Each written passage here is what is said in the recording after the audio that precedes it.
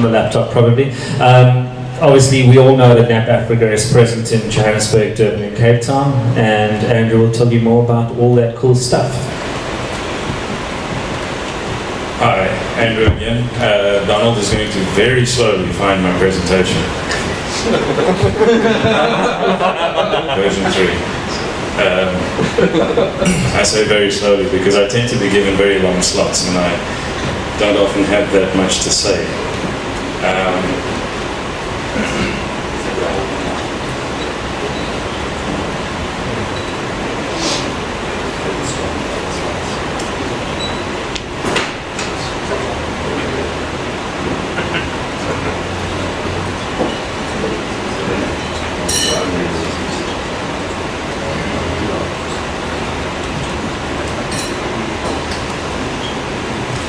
We run the internet, not computers.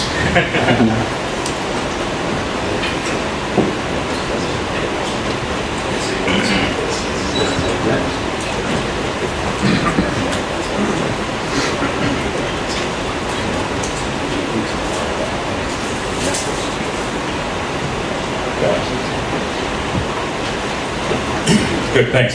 So first of all, I was meant to be doing one of these talks tomorrow, but I unfortunately have to leave this evening. So they've kindly allowed me to do both of them now back to back, which is again why I say I'm going to do it as slowly as possible because it's quite a long session. So we are NAPA Africa, as you know, NAPA Africa, and I just want to say, listening to Ed's presentation, it's like almost identical to the kind of things that we're saying, the kind of things that we're doing. So nothing really excitingly new. So we started, we'll tell you that we started in 2012. Realistically, we didn't. I see Ben with a big smile on his face because he was one of our first peers. We started earlier than that because we, as Terraco, we were building data centers, and at the time we were struggling to get people to buy into the model that we had. And somebody said to us, well, you should get an exchange point in there. We, as I said, we struggled to get people to buy into the model. Everybody kind of thought that this whole thing was going to fold. So we got to the point where we said, well, we're going to do this to see if it works. And in the beginning, we had no idea what we were doing. It was. If I look back at that, it was just a shit show. We had no idea. We made the same mistake that a lot of IXPs make, is that, well, this is such an attractive thing, we're going to build it and everyone's going to come. That obviously didn't happen. And I remember, we set up a couple of peers, I think there were like 5 peers or whatever, and they all connected to this root server. We had no idea what the root server was. We just clicked the button and it automatically configured things. And then we kind of forgot about it. Like 3 months later, somebody said, hey, how's the internet exchange thing going? So, oh, shit, I forgot about that. You go and have a look and, the software's crashed, and it's just... So it was a bit of a mess. In 2012, we sort of went back to scratch and decided we were going to start again. We got Michelle, I'm sure you all know Michelle, came into the business to, I guess, drive the marketing and the actual message to people. The reason for that was because I don't like people or speaking to people, which is ironic. It is ironic. This is Michelle's fault. This is like a punishment. So we are, we technically started in 2012, that's what we're going to stick with. Anybody tells you different, you didn't hear from me. So privately operated, we are owned by Terraco, it's a separate organization. All of our funding comes from Terraco. And we are in 3 regions, Johannesburg, 340 members, obviously that's where all of the business happens. But nice to see that Durban has grown up to, I think, 77 members, which is great. And a large part of that is because of the work that KZNNOG has been doing. Certainly the quickest growing region in the country. We still don't charge any port fees or cabling fees. We do remind everybody that it is because we have a very different business model.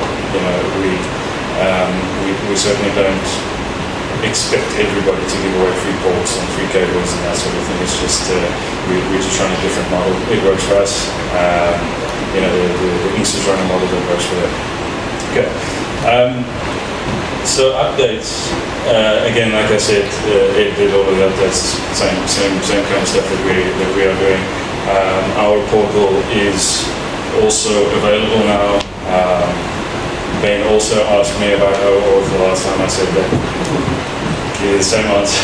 So it's so get in touch if you want to get into the portal. There's a lot of cool functionality in there. Very nice to see. We just from an update, Terraco has got new investors. It's so a large part of our shares have been bought up by a company called Berkshire. It's not Berkshire Hathaway. It's a different Berkshire. The good news is that they had a look at the internet exchange model and they're happy with it. They're not going to change any of they're not going to try and commercialize the internet exchange, which was a lot of people's concern. Okay, cloud exchange. I don't like talking about the cloud because it's just become one of those swear words. But since the announcement that the Azure region is live in South Africa, currently only in North, we have had a lot of questions because the cloud operators have, I'm going to talk specifically about AWS and Azure, just as an explanation and to try and clear up the confusion. So the cloud providers have got these layer 2 circuits that connect directly into their edges. On the Azure side it's called Express Route, on the AWS side it's called Direct Connect. It is basically a layer 2 link into them. That is it, right? And that can be done from, we put Terraco Cloud Exchange at the top because the marketing makes us do it, but you can buy from any partner into either of these clouds.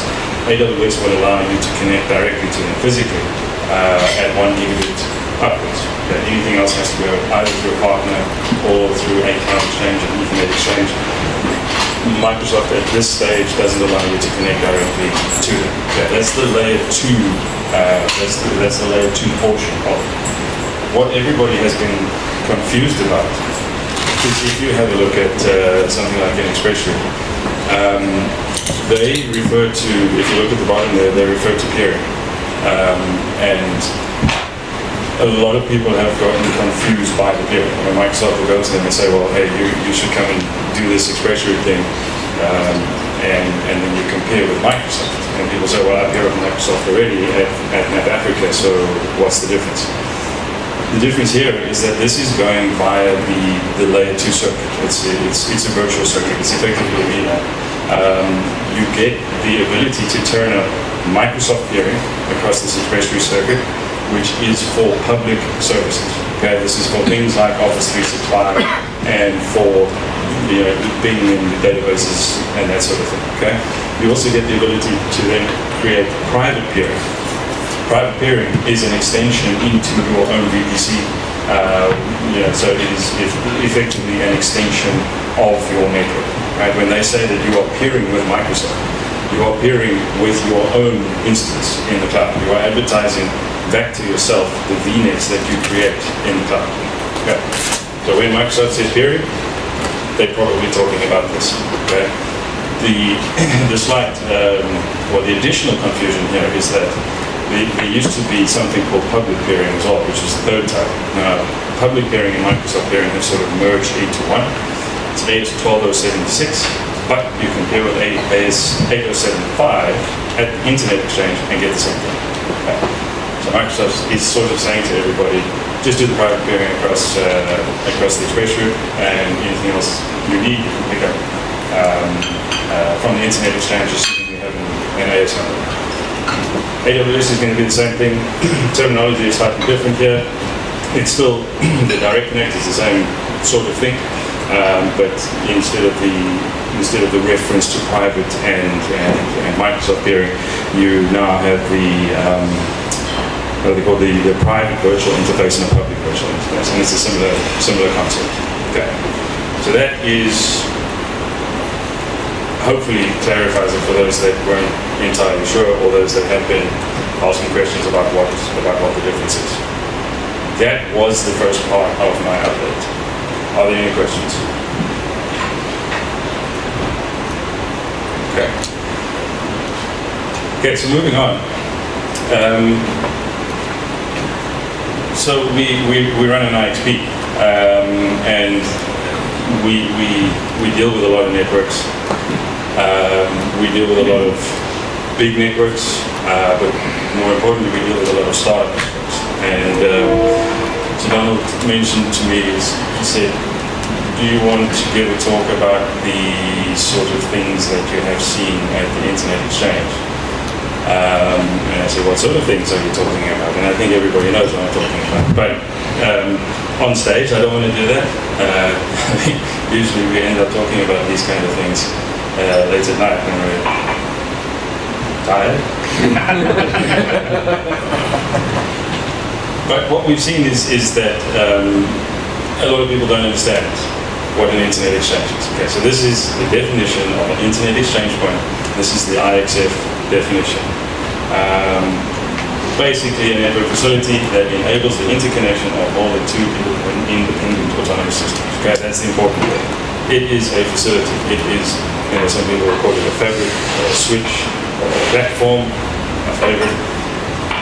It's something that enables interconnection between different networks. Okay? With that in mind, what is an Internet Exchange not? It's not a router.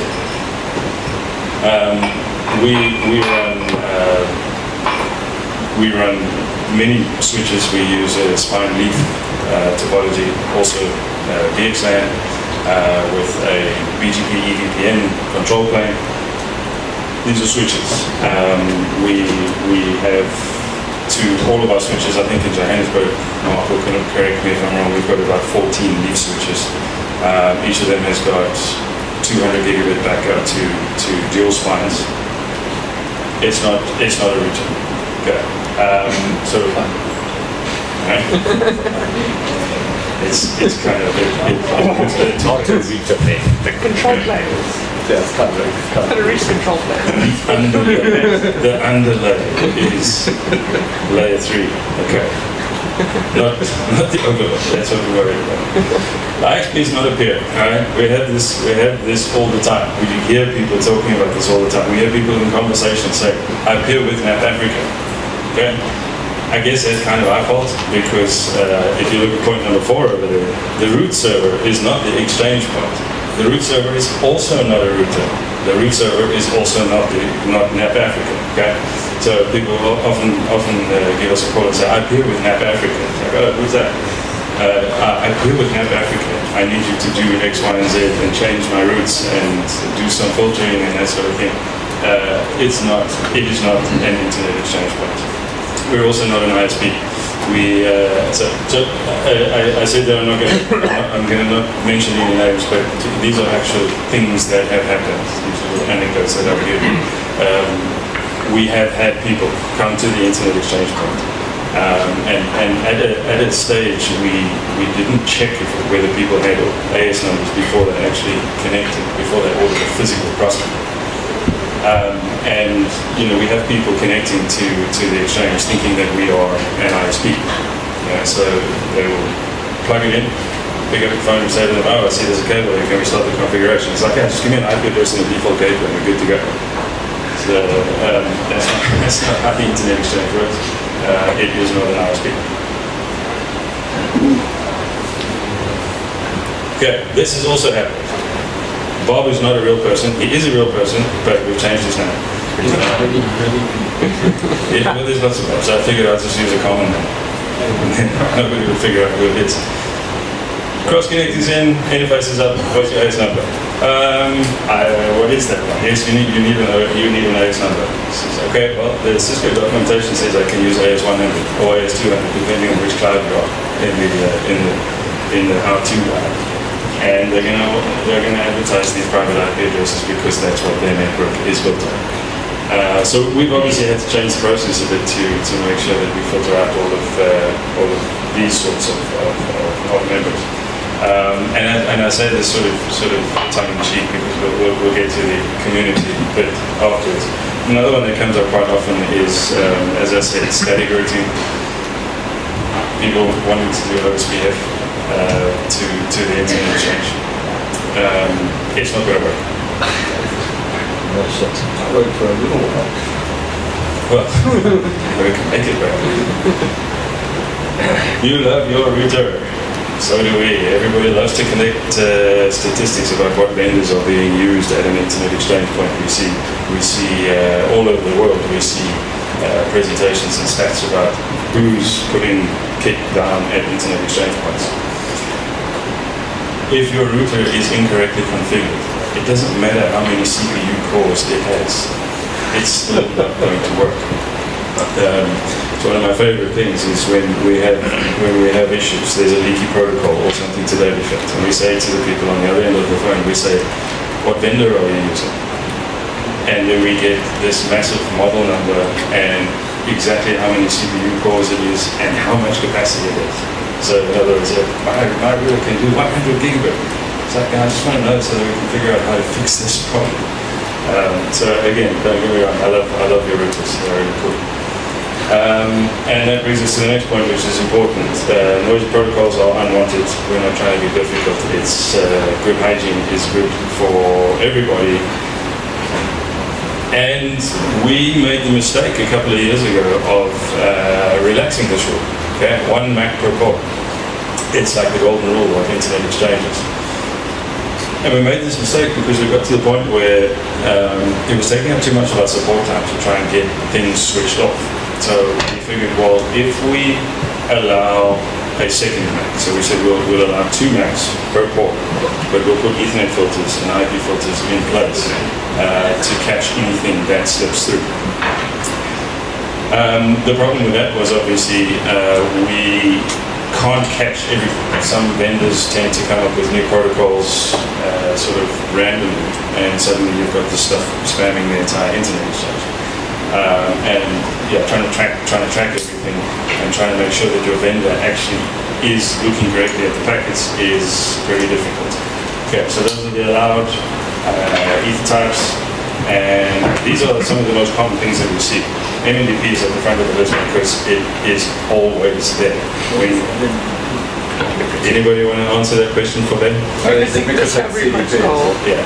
Okay. So these are all effectively LLDPs. Version. The EDP is the extreme discovery protocol, CDR, EDP. We have a list of things that we filter out, but these are generally the most common. Spanning tree as well. Spanning tree is definitely a big thing.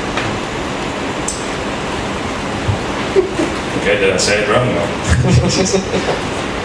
Who's running spanning tree? Everybody. It's not about who's running it, it's about who doesn't know how to turn it off and just plugs in a default switch. Yeah, exactly. Okay, so just an example of some of the filters that we do. I mean, this was up until a short while ago. So you asked who runs spanning tree. This is just from one of our switches. These are the filters.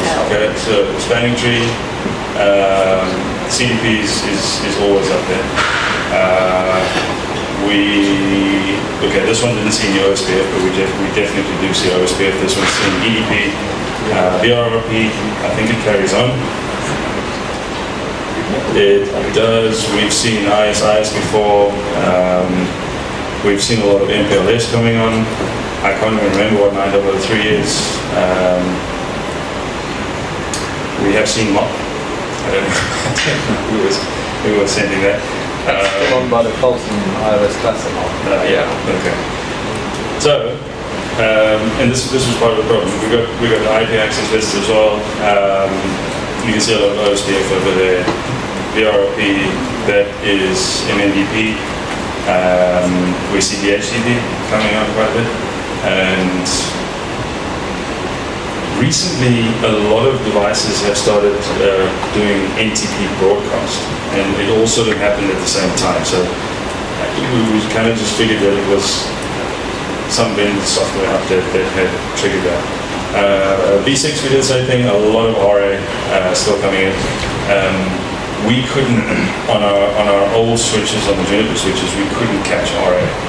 So we just had to let it go. It was just an unfortunate thing, but we do on the new one, again, OSPF, again, MMDP, and that last one, I can't remember what it is. Okay, so back to this. We changed again to be strict on 1 Mac per port. Okay, the filters work, but it's just unnecessary noise. It's unnecessary work on our side. It's unnecessary admin. And as I said, relaxing it did lead to problems. Because we don't know what each vendor's next release is going to introduce into the exchange. So we've now moved back 1 Mac per port, and we're being strict about this. Those people that still have more than 1 Mac on their ports, we have been in contact with them. We've had some very open conversations with other people. We're doing this for the hygiene of the exchange. It's for everybody's own good. So if we ask you to make it 1 Mac, please don't fight with us. It's really for your own good. We don't generate MAC addresses. We've had this. I mean, Mark can attest to this. Since we started going back to people and saying we are making this change now, we've been accused probably 3 times of generating these MAC addresses on people's ports. And purposefully. Okay? Was it you? Oh, it wasn't him. What does that mean? Oh, what does that mean? What do you mean? Generally? I don't know, because Making one up. I mean, yeah, we just like injecting MAC addresses onto a port because we figured. What about your mind? For my hands, I don't know. We're doing it on purpose so that we can make sure that the port drops. We're just testing our port security, or we don't like the person, or I couldn't figure it out. But effectively, we convinced them to send us screenshots of their router because we had set them. First we got them. We convinced them to upgrade to a 10. So Mark goes and does the optic swap on our side, and the link doesn't come up.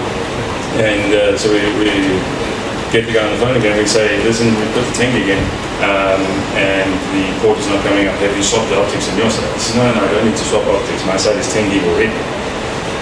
Okay. We're not coming up at 10 gig. Is there anything else in the pot? No. Okay, cool.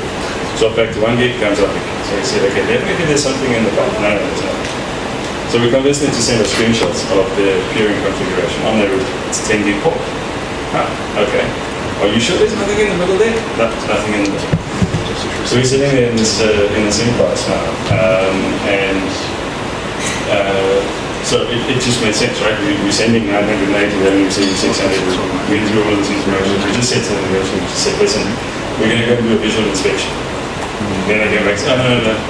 There's a device in the middle. Can you tell us what it is? You can make your own extrapolation on what that means after. Okay, so we need information. Right? We'd love to help you, but we need to know what is in the pot. We need to know as much information as possible. Okay, route filtering. Everybody, I'm sure Ben's going to talk about this as well. The most common problem we see is there's not filtering outbound, obviously. So we usually go through the process of saying connect to the collector or the looking glass first. We check that you're advertising, that you're only advertising your own prefixes, and then we go to the root service, my favorite. And in 90% of cases, switch on the root service and the looking glass and the secondary server drop. Because you are literally just re-advertising everything to everyone. On MikroTik, please remember that you have to put in a specific deny in your outbound prefix list, or you can do a reverse match on your own prefixes. Okay, but that is what we see. Admin. IRR records need to be kept up to date, obviously. This includes removing old prefixes. Okay, that's very important. Signing prefixes, Ben will talk about that. Congratulations on your peeringdb.com records. It has your name and your AS number on it. We can get that information from other places. We need actual information on it. We've changed, the rules of joining NAPA Africa have now been changed. You will not be allowed to get connected without a valid peeringdb record that actually contains some information. Okay. Multi-node is not single node. Multi-node is cheaper, we get that. I appreciate that it's cheaper, but we do not do multi-node. Please don't ask us for multi-node. We have had many support hours spent on trying to troubleshoot cabling issues only to find out hours down the line that this thing is 850 megahertz, so it's not the right one. TXRX swap. If you are going to patch your own kit in the data center, you're going to patch your own cables. When you plug it in, our side is patched already. We pre-patch. Your port is up. It is in quarantine, so we leave the ports up. When you patch your side, swap TXRX if it doesn't come up. It makes it a lot easier. You will find that in 90% of the cases it is going to come up, and it removes the burden of us having to log a ticket to get the TXRX swapped on us or at the meeting room. Also, if we're doing troubleshooting, please unshut your interface because that tends to make interfaces come up a lot easier than when they're shut down. Please don't give our contact numbers to your end users. Really? It'd be nice. Must I stop that? Must I really stop? You don't have end users. You calling me an end user thing. I'm sure you've been called worse. I've had telephone calls from ADSL, fiber, FTTH, and mobile users on my cell phone at like 9 o'clock at night, asking random questions about how the routing works across the internet. So we figured out it was because we had the Growth DNS set up with our name in it. If you do a trace now, you'll notice that the name is non-specific. I think it's IXP or Joe Rogan in Cape Town. And that was because it was causing so much support for us, because we were the only recognizable name. And this goes back to what I was saying earlier, is, if you give people information, you teach people enough, you've got to teach them past the dangerous bad. So we were the only recognizable name in there. Everybody saw that and said, oh, it's NAPA Africa, give them a call to find out information and phone us. We've had end users phone us asking us to change routes, to change their path from East Coast onto a West Coast cable. We've had people asking us to rather send their traffic across the SAX cable that Mark was referring to earlier. We can't do that. I can put you in touch with your own ISP, but I'm kind of assuming you've spoken to them, I guess. So yeah, that tends to cause a lot of support for us. Okay, one of the big things, and some of you have experienced this as well. Why won't they peer with me? They're going against everything that you stand for. You're supposed to be the open exchange. One guy told us that, I felt really bad after the phone call, because he said to me that he really thought that when NAPA Africa had started, we were going to change the internet in South Africa, and now that we're allowing these carriers on that don't peer with everybody, we have kind of stabbed the internet in the back and accused us of taking kickbacks from certain carriers for allowing them to be exchanged. We give it away for free. There's no monetary involvement here at all, and we don't get involved in policies. It's not our place to get involved in policies. We refuse to do it. We make the root servers available, or at least in the beginning we said we made the root servers available for making it easy for people, which ended up making it difficult for us. But we don't get involved in policies, and we're not going to kick somebody off of the exchange because they won't peer with you. Sorry. Why won't my upstream provider peer with me? that is, I've had the same thing, I think, in the last 2 weeks. It comes up more often than what it should. And I think, anybody understand why your upstream ISP shouldn't deal with you? All good on that one. Do I get the internet for free up here? Well, no, unless you have friends at your upstream provider, you're not going to get the internet for free. And Internet Exchange does not give you internet. We've had a number of people that connect and advertise their prefixes, their newly minted prefixes to the Internet Exchange, and then can't get to, back then, one example was you couldn't get to Facebook. So I can get to Google, so obviously everything's working because I can ping 8.8.8.8, but I can't get to Facebook. Facebook wasn't doing it as such, so it kind of makes sense. And why don't we support OSPF? It's one of the most widely used routing protocols in the world. Are we that far behind? It must be an African thing. We don't support OSPF. And again, there with static routing, and a common question is, what is my default gateway? We've had people in the past pointing static routes at the looking glass, because the looking glass is at delta 1 in the peering prefix. Okay, so we've actually had to turn off forwarding on the looking glasses just to get over it. I mean, there wasn't a lot of traffic, but there was traffic actually transiting via our network. Go ahead. Why do you hate ICMP? We appreciate that the internet is dangerous and that we all need security and firewalls are good. Blocking ICMP causes trouble for everybody. It makes troubleshooting very difficult. You know, one of the conversations that we've had with a lot of people including say, well, I don't want to enable ICMP because I see it as a dangerous protocol. So, well, why do you see it as a dangerous protocol? It's because then people can see I'm on the internet. I say, well, aren't you hosting stuff on the internet? Don't you have a web server running there? Isn't BGP open on that same IP address? I mean, we can still find you, but it makes troubleshooting a lot easier if you can ping. PMTUB does not work very well if you're blocking all ICMP. You are also messing with our monitoring mapping. So we have a monitoring app that we've developed, and it uses IXP Manager data, and we actually use ICMP to map addresses back to neighbors from IXP Manager.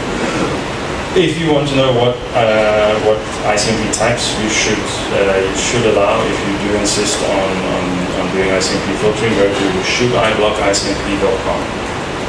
Very informative.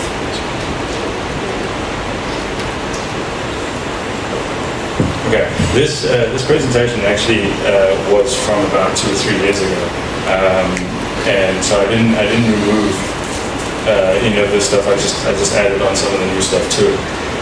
But it was just interesting to me at that stage, because I know that a lot of people are still doing stacking, switch stacking. So basically what it is you have these dedicated stacking ports that you can use. Everybody's got a different, or each vendor has got a different name for what it is. And I've lost all the text. Anyway, I think I remember what it was. BPS is not bits per second, that's bytes per second. For some reason, we couldn't figure it out. But that became bytes per second. And then we had to start doing all sorts of calculations to see what the problem was. Then it turned out that if you took 2 switches from the same family, but they were slightly different model numbers, they wouldn't be able to communicate at full speed between each other. Obviously, these were our fiber switches back at that stage, which was where the majority of our traffic was. So we were literally dropping packets ridiculous.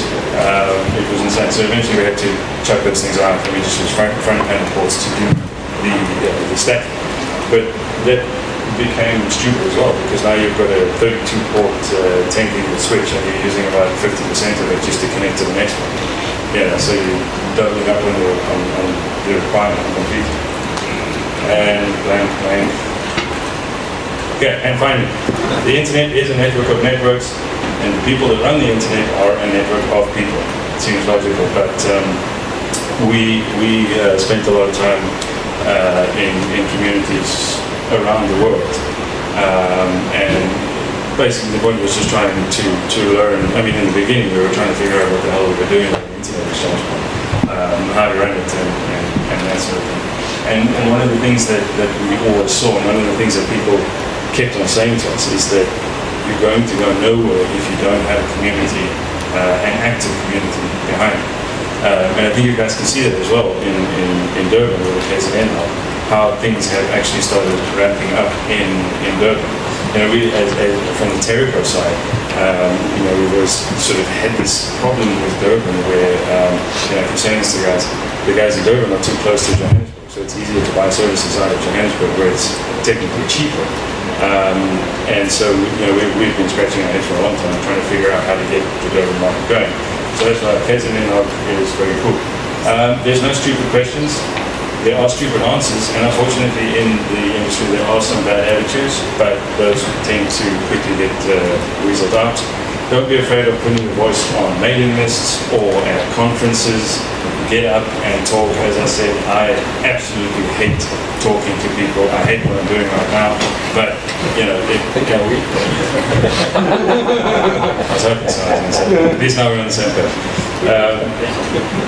So yeah, but don't be afraid. I mean, this is a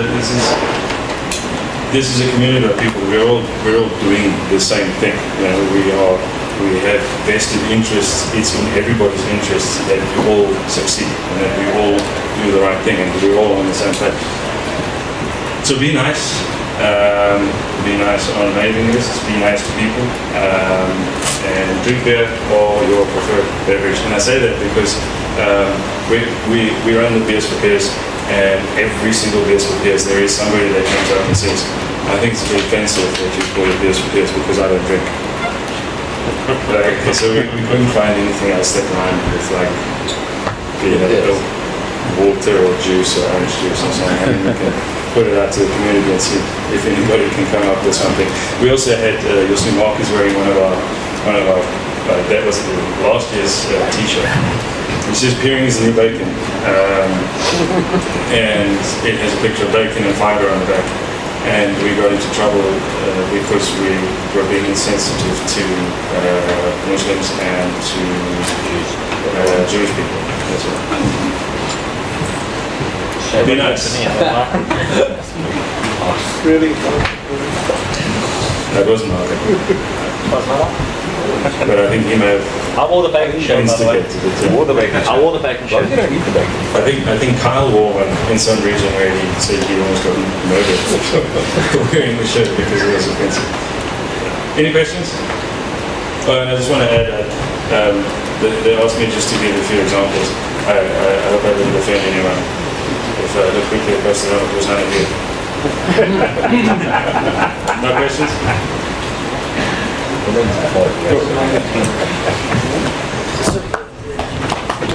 Thanks, Andrew.